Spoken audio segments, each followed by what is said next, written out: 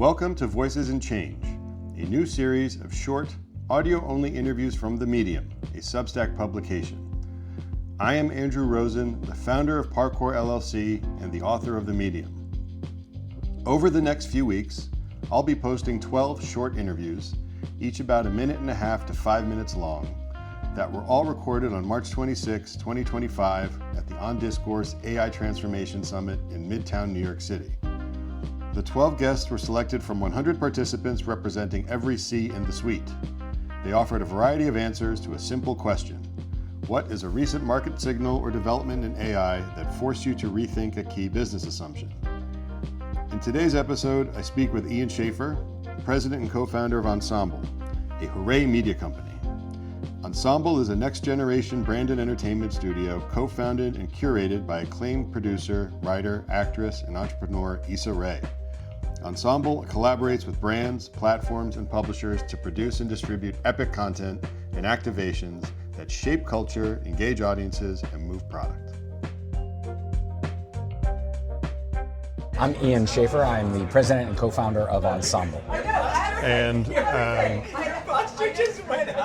what is a recent business signal, a marketplace signal, or development that forced you to change your thinking about a key business assumption?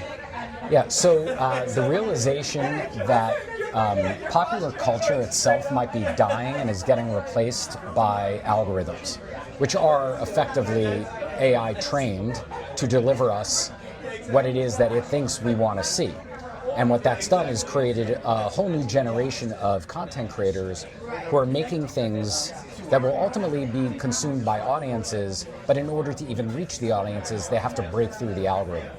So they are now creating content to effectively react to what AI is telling them that other people want to watch, as opposed to the more organic process of saying, I know my audience, this is what the kinds of things that they like. So I would argue that who's training who? Is it the audience training the content creator to say, I want more of this? Or is the algorithm training the audience to show them more of something in particular, thereby telling the creator what it is that they should make? So I think the decision matrix is completely different, and it's readjusted my way of thinking about who are we actually, or what are we actually making entertainment for?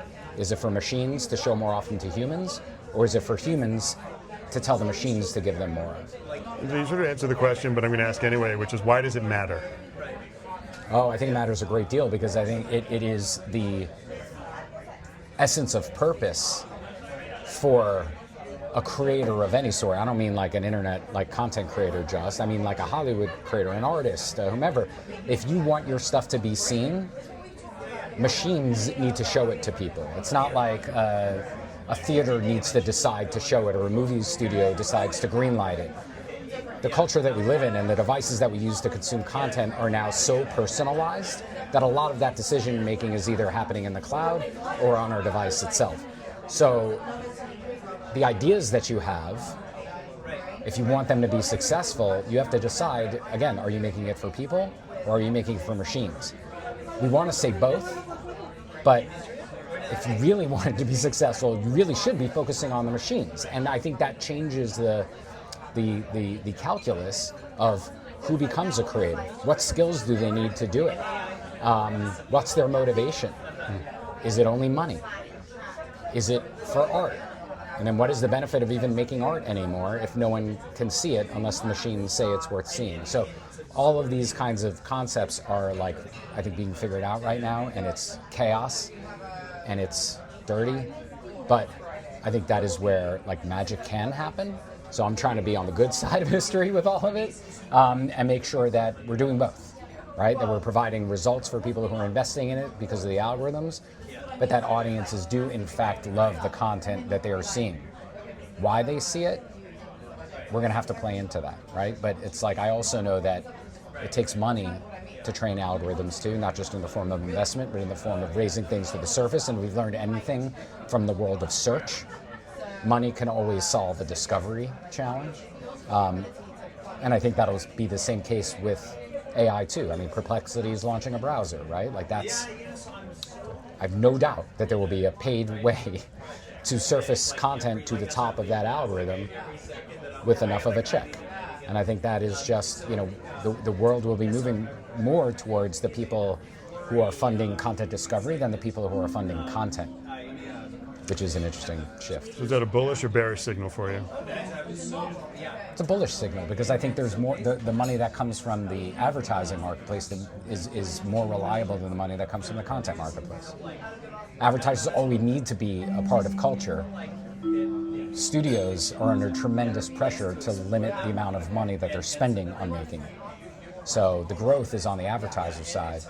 And honestly, the contraction, even though they're spending more, like Netflix and whomever, spending more on content than they ever have,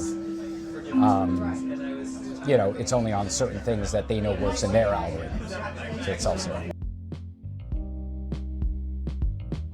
This was an episode of Voices and Change, a new series of short audio-only interviews from the Medium, a Substack publication from Parkour LLC.